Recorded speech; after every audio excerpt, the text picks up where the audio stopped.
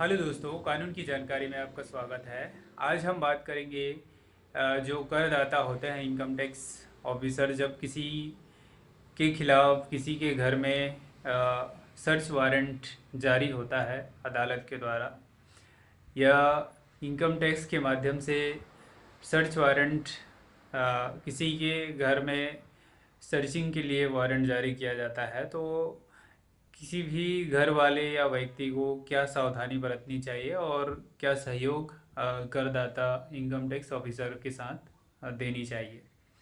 देखिए, सबसे पहले तो यदि इनकम टैक्स ऑफिसर आपके घर रेड करने आए हैं तो बिना वारंट के नहीं आ सकते हैं। बिना वारंट के आएगा तो आप घुसने भी नहीं दे सकते हैं, ये आपका अधिकार है। बाकी अगर वारंट लेके आए हैं तो आपको वारंट दिखाएगा और आपको उसमें हस्ताक्षर करना होगा, क्योंकि आपके घर के खिलाफ, आपके खिलाफ उसने वारंट लिखला है, सर्च वारंट।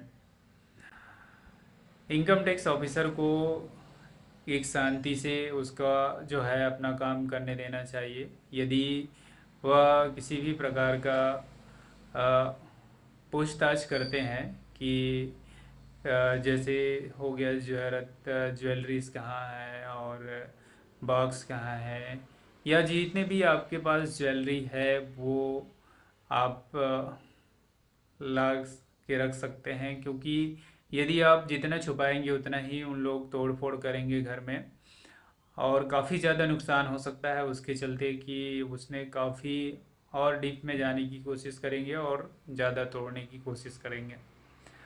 तो जो भी है, और जितने भी जैसे कुछ इम्पोर्टेंस डॉक्यूमेंट्स होते हैं, गवाही या फिर कोई भी ऐसा सबूत होते हैं जिसको आप जला देते हैं या छुपा देते हैं, तो इसे यदि पकड़ लेते हैं तो इसमें गवाही को छुपाने या नष्ट करने के उद्देश्य से अपराध की श्रेणी में आता है, और साथ ही साथ इसमें दंड और जुर्माना दोनों लग सकते हैं।